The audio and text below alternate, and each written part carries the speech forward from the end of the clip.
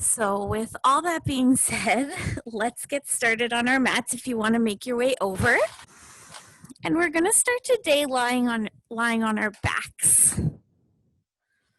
So whenever I get on my yoga mat on my back, I find it comfortable to have one of those folded blankets behind my head, which you might feel the same, but if that doesn't feel comfortable for you, by no means do you have to have it. And we'll have our knees bent and feet to the mat to support the low back. If you don't have a yoga mat, you don't need one for this class. You can always practice on a carpet or even on an unfolded blanket if you're on a hardwood floor.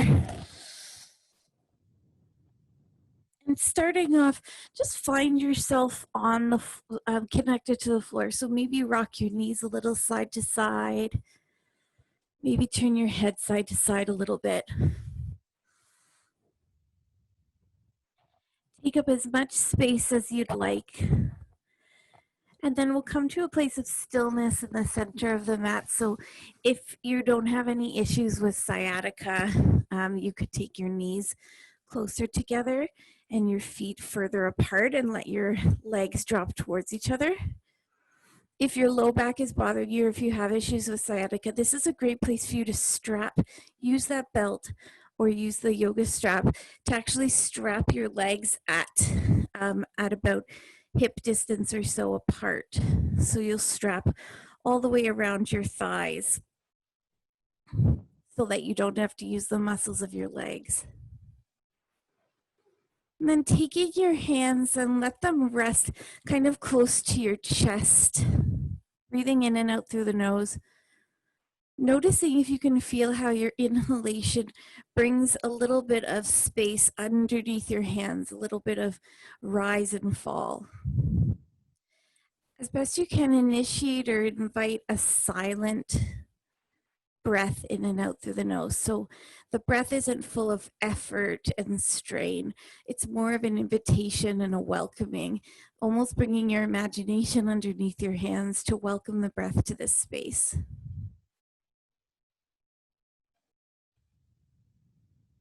And you might notice that in order for the breath to expand, you almost have to let go of some holding of the muscles and let go of some of the control.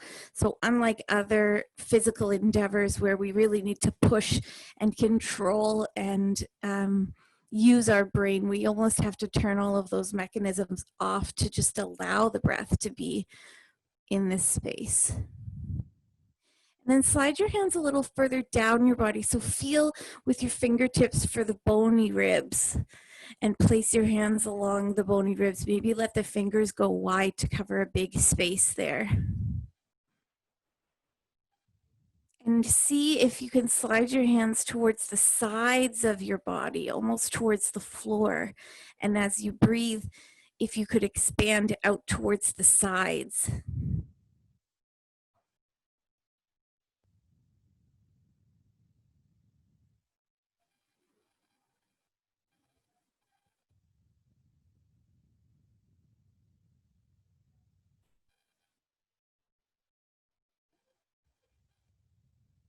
And then let your arms rest wherever they're comfortable, whether that's where they are or on the floor, and bring your attention to the parts of your back that are making contact with your mat or with the floor underneath you.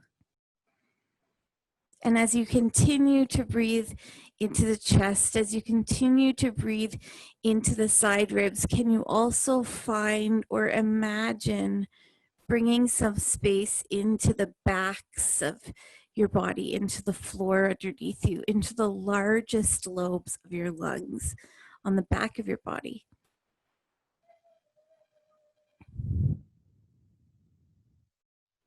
And you might notice that this practice, it gives us this gift of slowing down time.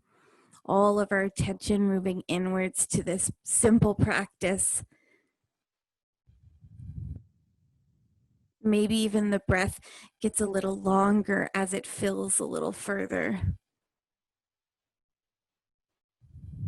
So throughout the practice, whenever we find ourselves in still moments where I invite you to notice your breath, we'll try to visualize this kind of cylindrical breath that goes all the way around 360 around the body, up towards the chest, out towards the ribs, down towards the belly, and out towards the spine. So if you did strap your legs, I'll invite you to unstrap them now and bring the arms down to the floor, palms up or down, opening them up a little bit further from your body, and then heel toe your feet out to about the width of your mat or so. Wherever feels comfortable for you. It doesn't have to be an exact measurement. The heels don't have to be close or further away from your bum. Just experiment with what feels good for you. And on your next inhale, landing in the center place. And with your exhalation, slowly let both knees drift over towards the left. And then let the right knee come up to center. So your top leg comes up first, then your bottom on your inhale. And exhale, both knees over towards the right. So we'll try to keep this motion the whole time, so there's really no period of pause. You could turn your head, experiment with different widths for your arms, try different placements for your feet, and just be curious about what feels great in your body this morning. Try to let the breath be like a metronome for your practice, setting this rhythm of movement. So there's no need to follow along with the same rhythm that I'm doing. Just wherever, pause and wait for your inhalation to initiate the movement. And the next time that your legs are over to the left, let's keep them there for a breath or two, maybe looking over towards the right. And then heel toe your left foot closer and closer to your right thigh. And if it's possible, maybe consider placing that left foot on top of the right thigh, almost like a little weight to pull the right thigh gently down towards the earth. Only if that feels good. If it feels weird in your knee or your ankle, just skip it. And where you feel the sensation of stretch the most clearly, imagine that that's where your lungs reside. So as you breathe in, that space fills with spaciousness and opens up. And as you breathe out, there's a bit of release. And then we'll slide the left foot off of the right thigh. Wait for your next inhalation to bring the right leg up, then the left leg up, and let both legs drift over towards the right. Looking towards the left if you'd like.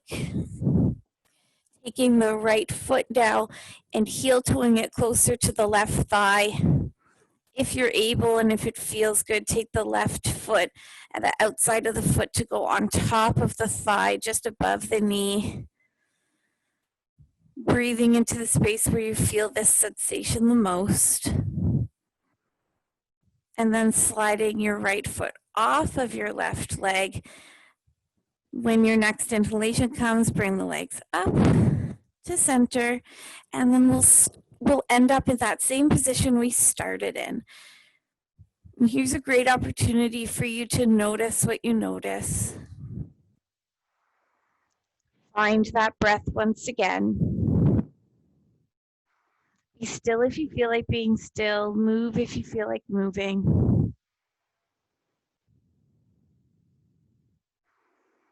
And then I'll invite you to roll onto one side and be very gentle with yourself as we come up towards a seated shape. So use your arms to help you come up to seated, supporting underneath your head. I'm going to just face sideways for a moment to help us find the most comfort in a seated shape. So go ahead and grab 1 or 2 blankets. The higher, the better if you need a little help with your mobility here. And what you're going to do is you'll sit on the blankets right near the edge. Your legs could be crossed or straight or feet together, knees open, it doesn't matter. And from there, you're going to lean forward and pull back on the fleshy bits of your seat to reveal the bony parts of the tops of your legs, kind of where the top of your leg and the bottom of your seat meet. And those bony landmarks are going to stay onto the very tip of the blanket. And the sensation is almost as you root your bones to the blanket and your thighs and your legs come to the floor, it almost feels like your pelvis is tilting forward slightly. And that enables us to free up that whole low back as opposed to sitting back onto your tailbone and rounding your spine. So once you've got that foundation here, and again, the higher the better. You could sit on a chair, you could sit on a couple of blankets. If there's any strain or pulling through the hips or the knees, you could always bring a couple of rolled towels underneath your legs to bring them up. You don't have to just let them fold down to gravity. And I invite you to try a couple of different options with your legs. So try bringing them further away from your body, try bringing them closer to your body. Try feet together, try cross-legged. This isn't something that is easy to master overnight, especially if we do a lot of sitting in our day-to-day lives. So give yourself the gift of time and patience here. So I'm just going to turn around to face all of you now that we've got ourselves situated here. And from wherever you're sitting, shift your spine forward, shift your spine back. You're going to seek to find a neutral spine. And the way that I know if my spine is in neutral is it almost feels like every part of my back is doing the same amount of work as the rest of my back. So what I mean by that is if you take yourself out of neutral, so let's say you bring your head forward or round your shoulders down, and very quickly you're going to feel one part of your back feeling very strained, almost like it's pulling. Sitting in this way, in this neutral spine shape where it feels like the whole spine feels the same, it allows for us to have the most potential for our breath. It's also the safest for us to begin movement from. So let's try to keep the spine in this neutral shape, almost like you've got like a pull down your spine or something. And just start gently circling the body on top of the hips. So we're really looking to free up the space where the leg plugs into the hip socket. So we'll circle a few times in one direction, and the difference in this movement versus like a spinal movement is we're not rounding the spine and changing the shape of the spine. The spine is going to stay where it is, and we're going to circle around the legs. So you can do a couple of times in one direction and then a couple of times in the other direction. And remember that your neck is part of your spine. So try to avoid bringing the chin up, bringing the chin down. Keep yourself pretty neutral here as you spin. And then let's hinge forward as far as possible. Now that might just be a couple of inches forward, or it might be quite a distance, but remember that the key is we're trying to strengthen the spine.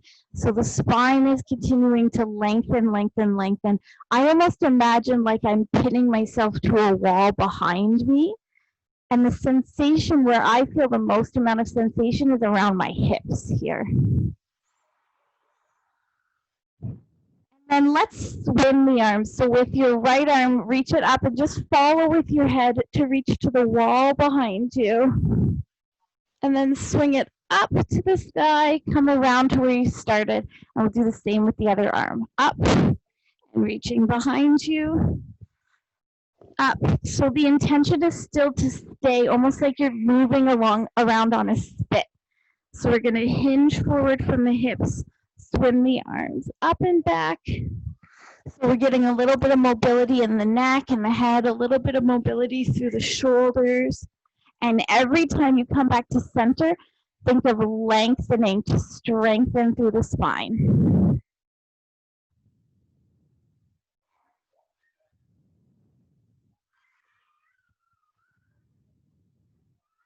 We'll do this just about 2 more times, so maybe 1 per side. And remember, if it doesn't feel good for any reason, you should just skip it. We're going to move on to something else soon enough anyways.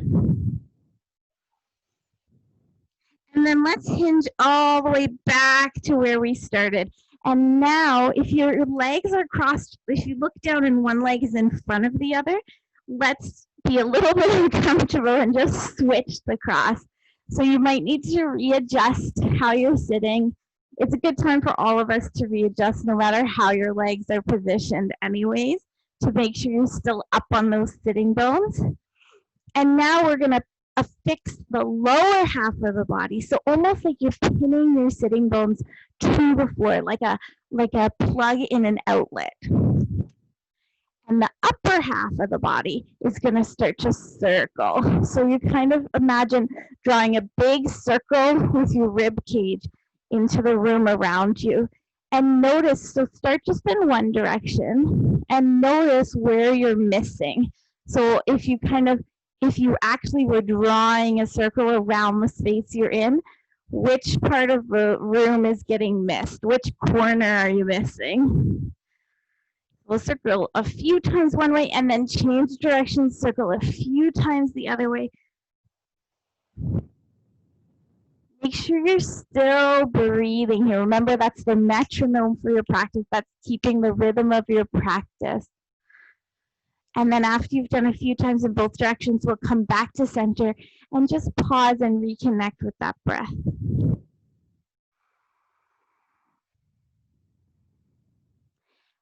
Now I'll invite you, if you are sitting on a blanket, usually for most people in this next series of movements, it's more comfortable to be off the blanket. So just know that the invitation is there for you to come off the blanket, and we'll find something that's called a 90-90 sit. So 90-90 sit, or seat rather. Here's my best angle. This is probably gonna work. You'll take both legs to 90-degree angles. So you don't have to have both sides of your bottom. I've got my left leg in front. So if you could put your left leg in front, it might make it easier for when I'm cueing here. But when I look down, the thing I think most of the time I see people sort of making a mistake is when they look down, their foot is so close to their thigh that it looks like a triangle. So make sure that when you look down, the space you see looks like a rectangle. And on the back, same thing. So I've got knee in line with hip, knee in line with ankle, knee in line with hip, knee in line with ankle. Now, you're going to try to bring a little bit more weight down onto that right hip. Just working to be about a 6 out of 10. You don't want anything more than about a 6 out of 10 in terms of sensation. So 6 out of 10 means you can still breathe. It means you're not creating any tension through the shoulders. Now from here, face the front leg. So I'm going to face my left leg and hinge forward as much as needed so that I can pin my back leg down, knee down, and try to lift your back foot up.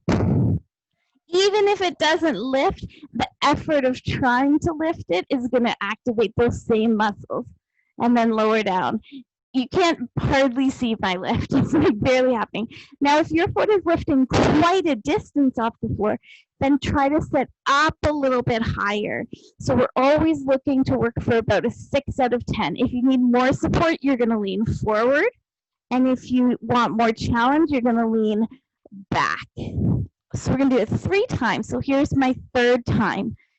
Pinning my thigh down, knee down, and trying to lift the leg up, working those external rotators. Make sure you're breathing here, and then lower the foot down. We're still going to face the left leg, but now we're going to bring the hands behind and just kind of lean back towards your back a little bit. Same idea, but with the front leg, you're going to bring your weight into the right hip. So try to pin your right hip down and see if you can lift your left leg off the floor. Thigh, knee, ankle off the floor, and hover there while you breathe. If I can talk and do it, you can breathe and do it for about 3 more seconds. And then down. Remember, if you need to increase sensation to closer to 6 out of 10, you can sit up a little bit And if you need to get a little bit of support here, you can lean back a little bit. And we'll do this one more time. Breathing in. As you breathe out, lift that leg up.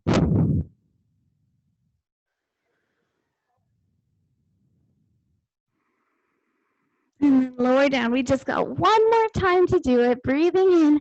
And as you breathe out, we're going to lift up. 1, 2, 3, 4. Really trying to get into those hips. Lower down. Really great job.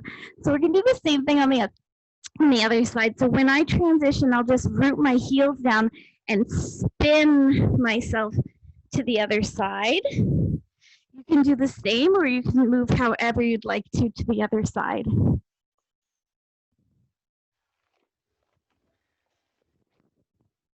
Once you're there, try to make sure you've got 2 90-degree angles.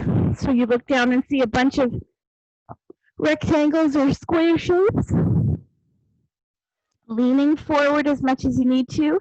Back thigh down, back knee down. We're going to try and lift that back leg, the ankle and the shin off the ground.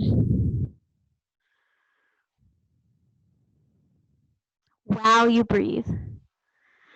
And then lower that down. And again, 2 more times, looking to be about a 6 out of 10. Root down and lift. 2, 3. Leaning forward for more support. Leaning back to get this closer to 6 out of 10 if you need. Time. Knee down, foot up.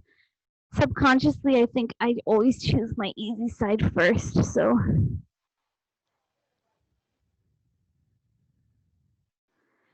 and then let that relax. Was that 3? I think that was 3. Let's say it was 3. We're going to lean back towards your back leg. And with your front leg, root down through your left butt and lift that leg. 2, 3, 4, 5, 6. Woo, lower down. 2 more times. Remember, you always have the choice to increase or decrease the amount of effort based on where your body's positioned. This is one of those practices that feels like everything when you're in it, and then as soon as you put the leg down, it's like feels like nothing. In my body, anyway. We'll do it one more time. Breathing here and lifting up.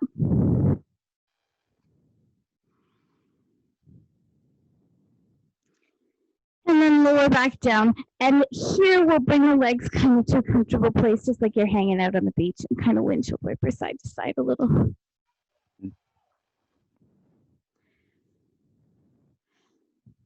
From here, let's position ourselves seated once again, with one leg out in front and the other leg bent. You could sit up on a blanket if you'd like. I'm finding both sitting bones onto the floor. So really working to hinge forward and reveal yourself sitting onto the tops of your thighs rather than onto the low back. Now with your extended leg, it might be here, it might be here, it doesn't matter at all. With your extended leg, notice right up at the hip crease. And from right up at the hip crease, you're gonna kind of spin in towards the left, out towards right.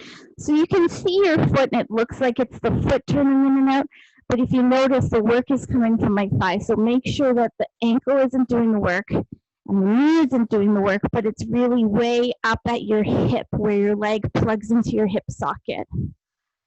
And the other parts of the legs are just kind of along for the ride.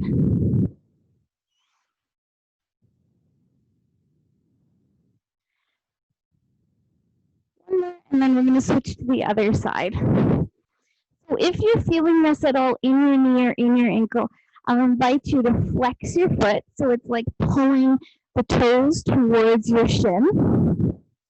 And point your toes like your toes are trying to go towards the floor.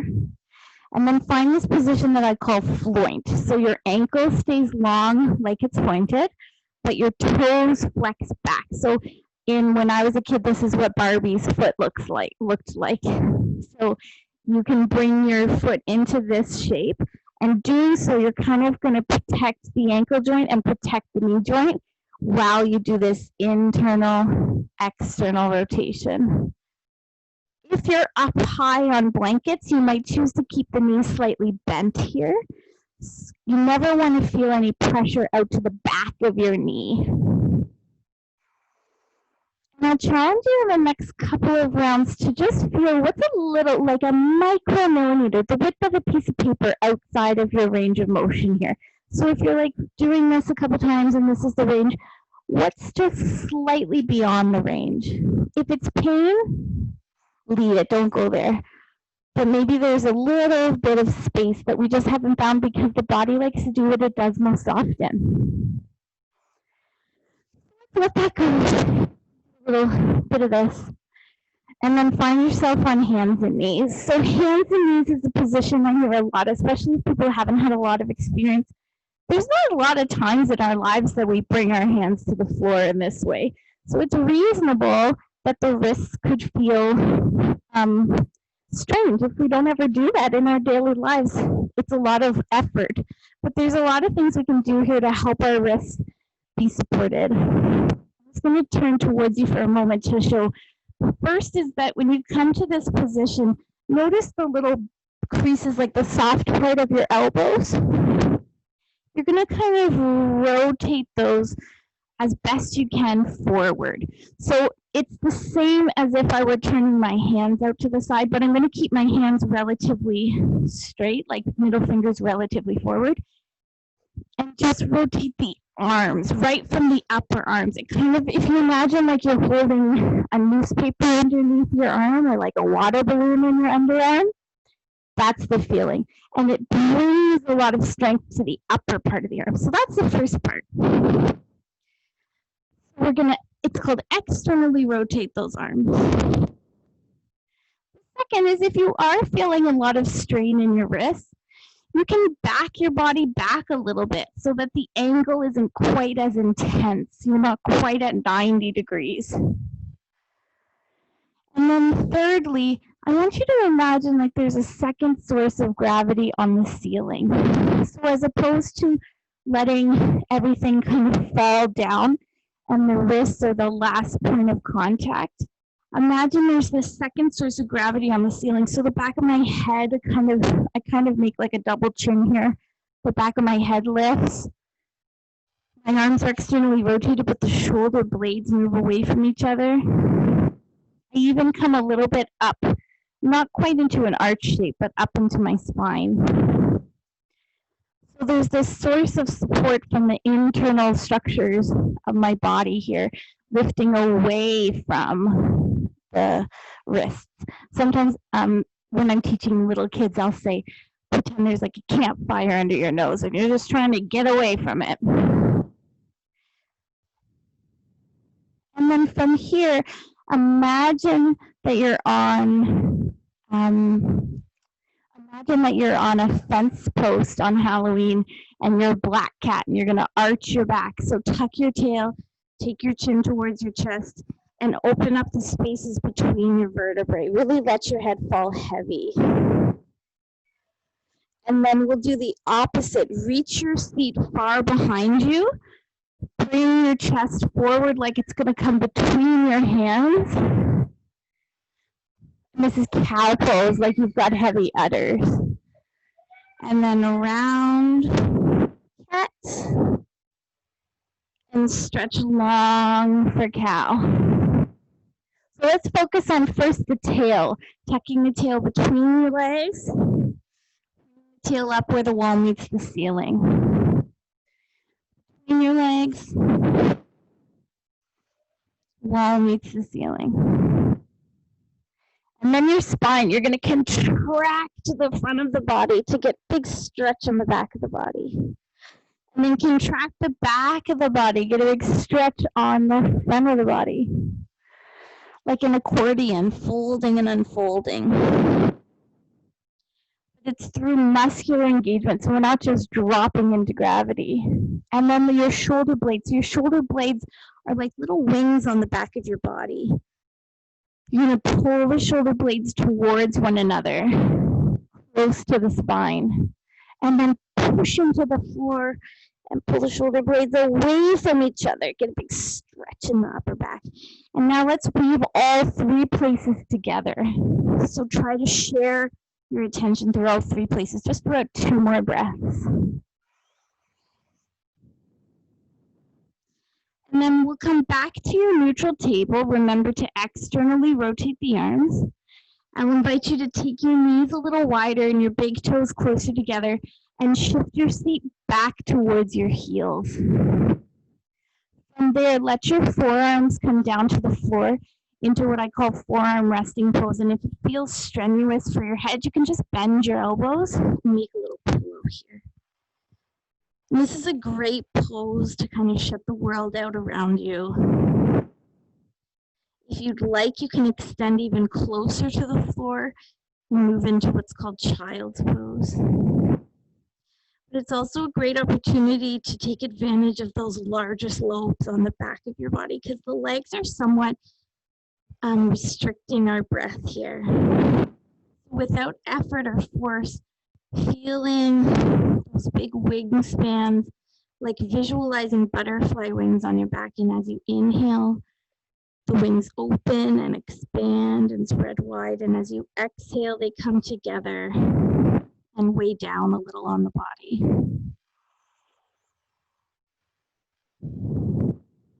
Try to invite that effortless, soundless breath in and out through the nose.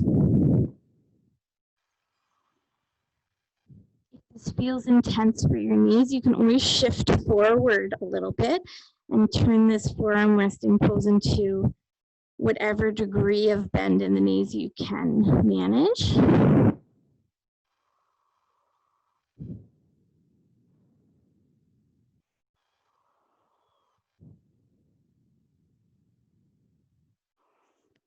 After your next exhalation, I'll invite you into a pose that feels restful for you. So we always end practice with a little bit of like a mindfulness practice, a little bit of meditation, you might say, with lots and lots of support. So if meditation is something you're less familiar with or that you feel like you struggle with, don't worry, I got your back. Step 1, get yourself comfy. So you can be lying on your back. I'll stay seated just so that you can hear me. You could be seated if that feels most comfortable for you, or if, like me, sometimes I lie on my back and I like fall asleep. So I'll stay seated maybe against a wall. Remember that you're also in the luxury of your own space. So you could be on your favorite part of the couch or your favorite recliner chair. Something that feels physically supported and comfortable. And we'll spend the first couple of minutes really tuning in to what's happening in the present moment in your physical body. In yoga, that's called the anamaya kosha, the sheath or the part of your body that is of the physical.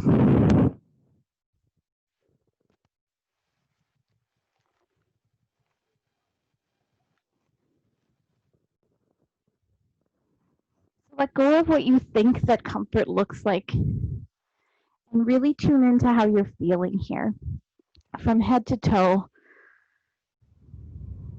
If there's parts of your body that feel a little achy or stiff or sore, it can be really lovely to support underneath those spaces. So you could bring a pillow under your knees, for example, to support your low back, or a blanket under your head if your neck is feeling tight.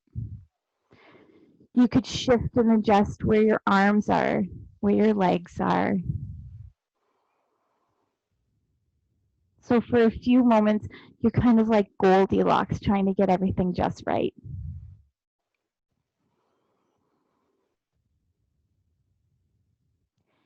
And coming to your breath as this anchor.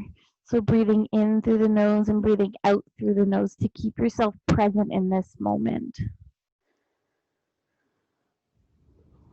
If you find yourself drifting towards sleep, you could keep your eyes open or gently open, looking down to the tops of your cheeks.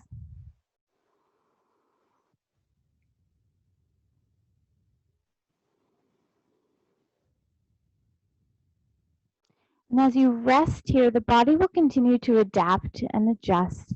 So let go of the idea that you have to be this physical stone statue and instead be like the ocean. There's this steady ebb and flow of the breath coming and going, just like the tides. But every time that the tide comes in, it might hit a different rock. It might make contact with a different ocean creature. It might change depending on the weather. That steady ebb and flow is always present, but that doesn't mean that every wave of it is the same. So if you become aware of something that's craving a little bit of movement, feel free to shift and adjust without seeking this sensation. Just be open to the possibility that the shape you're in now might change over the course of the next few minutes.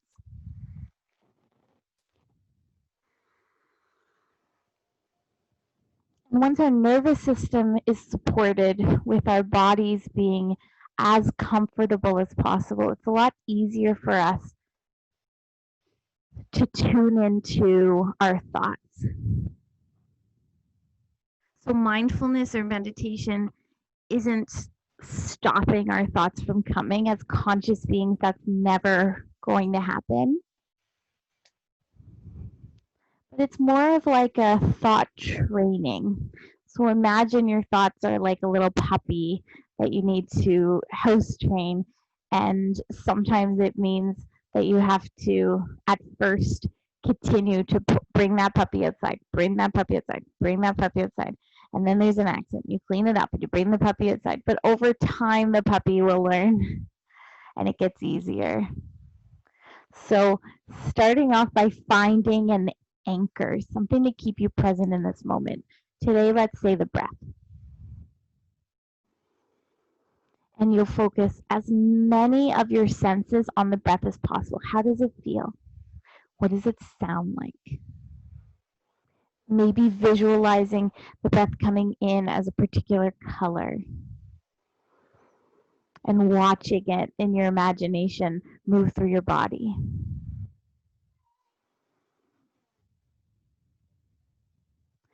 In the back of your mind, as you next exhale, count 1. And then just wait for the inhale. And on the next exhale, count 2. And then 3. And 4. And you'll keep this gentle count in the back of your mind. And you'll lose count. You'll start to fall asleep or you'll get distracted and you'll lose count. And when that happens, there's another exhale coming. You start again at 1. Let the next couple of minutes be the practice of coming back to 1 as many times as you need and trying to keep all of your attention on this inhale, exhale until you hear my voice again.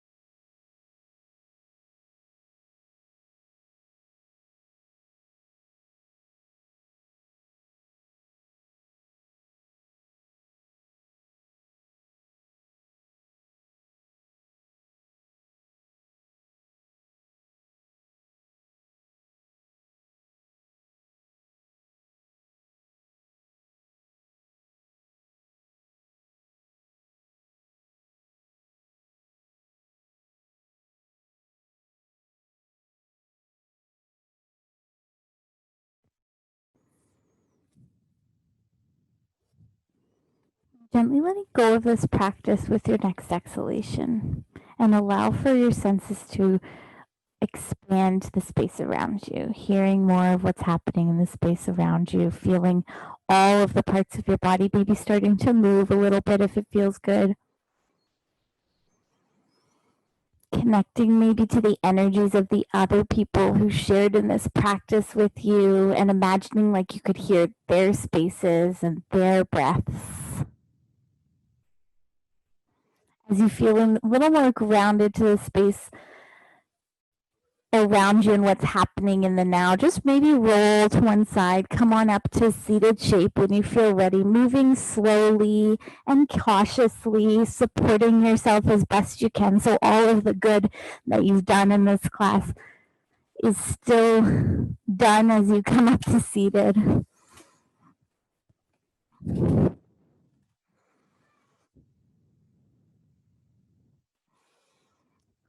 And finding yourself seated here, take just a moment here to feel into your body, feel what you're feeling. Notice the breath. Your eyes could be open or closed. And I'll invite you to take a moment to offer yourself a word of gratitude for having made time for your practice this morning, for having sort of put a bookmark in the week before in the new chapter to the week ahead, taking all that you need from the class into the week forward. Now I invite you to join me again next week at the same time. I'm practicing, or rather I'm teaching throughout the week as well. So I hope to see many more of you then. And like I mentioned at the beginning of the practice, I'll still be on the line for the next 10 minutes or so. So if you need any support, if you have questions, comments, or if you want to make requests for the next class, please feel free. And I wish you all the best in the week ahead. Thank you so much. I'll go ahead and I don't think I can unmute the lines, but I'll unmute the lines. Yes, I can. I'll go ahead and you can unmute yourselves if you want to, and